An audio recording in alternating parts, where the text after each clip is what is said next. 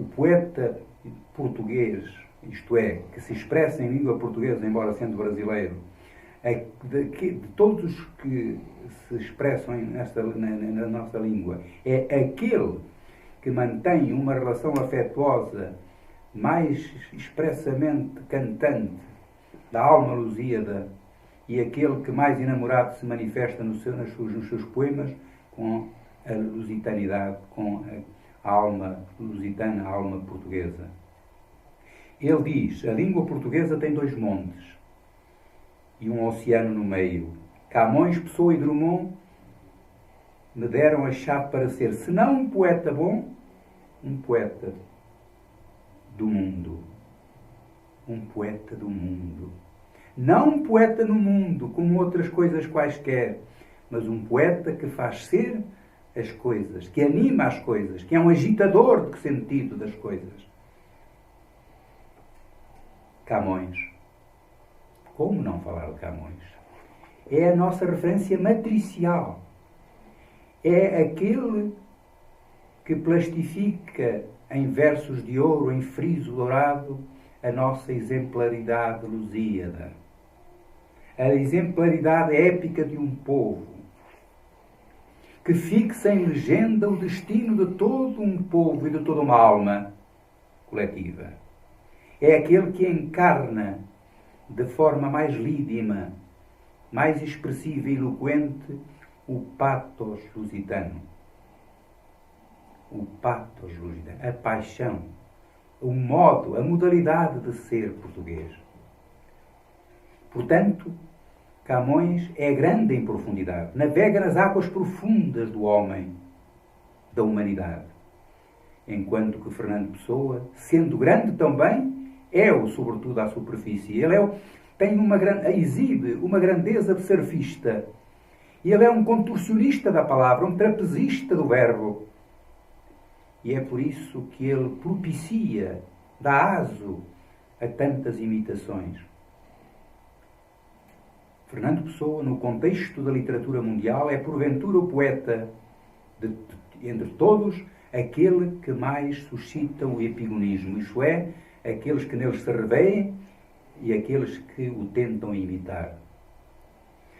Por isso, Virgílio Ferreira, referindo-se a Fernando Pessoa, dizia sobre a heteronímia de Fernando Pessoa: os heterónimos de Pessoa são a expressão irónica da inviabilidade de alguém ser realmente homem.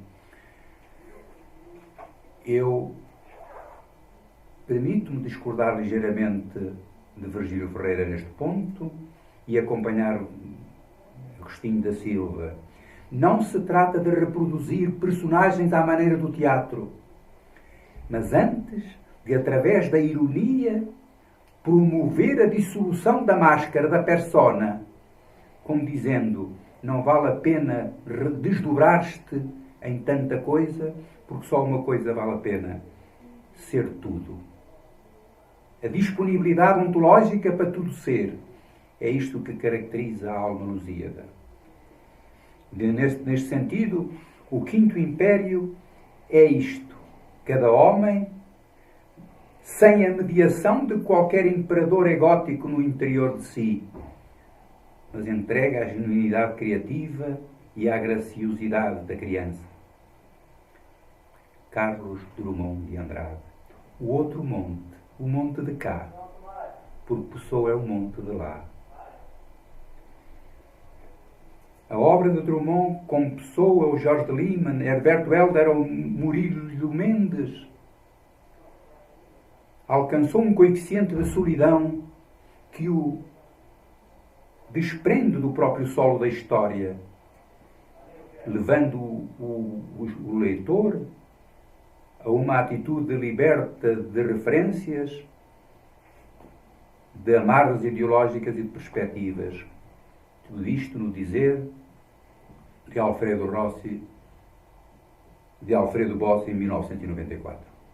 O que significa que Drummond de Andrade não pode confinar-se à mera rotulagem técnica de o máximo expoente do modernismo brasileiro.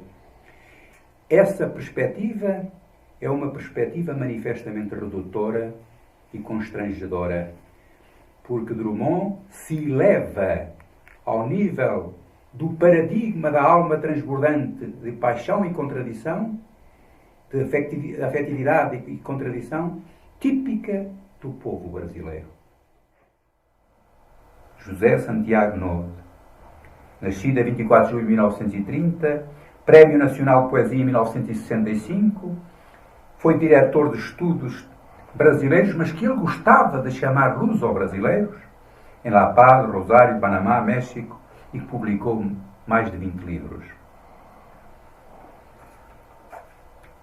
José Santiago Novo, também ele, tal como Nassar, ultrapassa o mero constrangimento genético, porque ele, tendo nascido no Rio Grande do Sul e sendo de origem francesa, como o seu próprio nome denuncia, se eleva a um nível arquetípico da verdadeira alma lusitana forjada pela língua portuguesa.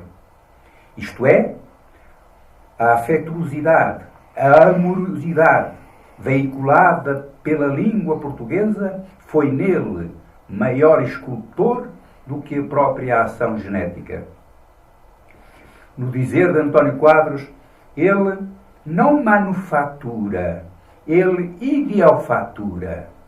Ele é um agitador alquímico das palavras, muito mais do que um mecânico da mera arrumação delas. Ele solta-as à luxúria demiúrgica dos primórdios e empurra-as, sem as violentar, até ao limiar, até à zona límbica da inefabilidade, da indicibilidade. Ele encarna e fixa na sua obra o mitos, a palavra iniciática, a que junta com paixão o opatos lusitanos, essa paixão pelo alto que o caracteriza. Nesse aspecto, ele é um dos montes que formam a Cordilheira do Quinto Império, a Cordilheira Transatlântica que vai de Vieira, Pessoa, Agostinho e Nose. Ele pertence à linhagem da egrégora espiritual lusíada. Por isso, ele, na dedicatória dos 47 poemas lusitanos, ele faz uma dedicatória dizendo: a Portugal, esplêndido berço da nossa identidade nacional, inscrita em língua portuguesa. Inscrita em língua portuguesa. Nesse sentido, o Quinto Império revela-se o reino da genuinidade criativa, do menino, mais do que dos homens com os seus interesses egóticos, do menino desprendido, gracioso, inocente. O Quinto Império representa uma escatologia do humano, como diz Virgílio Freire, a redenção da hora noturna que nos coube.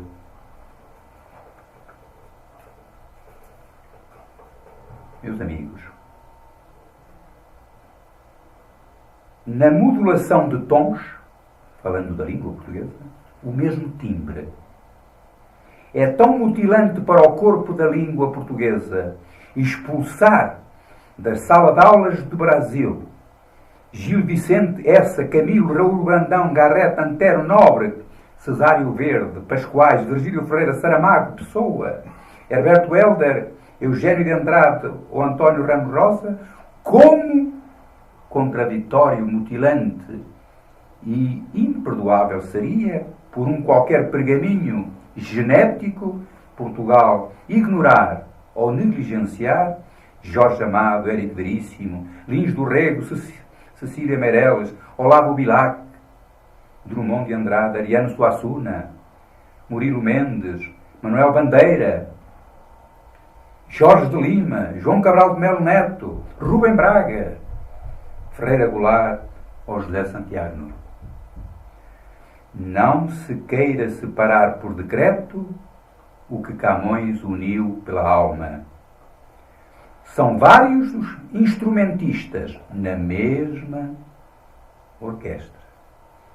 Vários instrumentistas da mesma anima sinfonialis, no dizer de Santo Agostinho.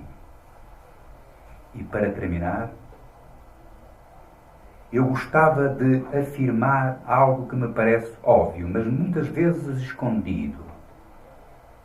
no contexto da história da colonização mundial, do colonialismo mundial, Portugal desfruta de uma vantagem inestimável.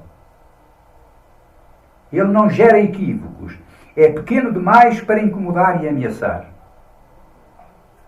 A sua grandeza não resulta do saque, mas resulta do dar-se. Quanto mais dou, mais grande sou. E por fim, esta nota muito importante. A partir do século XVII, deu-se um fenómeno estranho na língua portuguesa. No português de Portugal, as vogais começaram a desaparecer. Isto é, o povo desatou a deixar de pronunciar as vogais. E com isso se empreendeu um fenómeno que pode ser conhecido como a consonantização da língua portuguesa ou a desvocalização da língua portuguesa. Mas o que é curioso é que, neste entretanto, o Brasil se manteve fiel à tonalidade da língua portuguesa e manteve a vocalidade da língua portuguesa. Isto é, dito de outra maneira, o português do Brasil hoje está mais perto do português de antanho do que o português que se fala em Portugal agora. O Brasil é o depositário da vocalidade da língua portuguesa. É o reservatório da substancialidade da língua portuguesa. O Brasil é o detentor orgulhoso da tenacidade afetiva da língua portuguesa.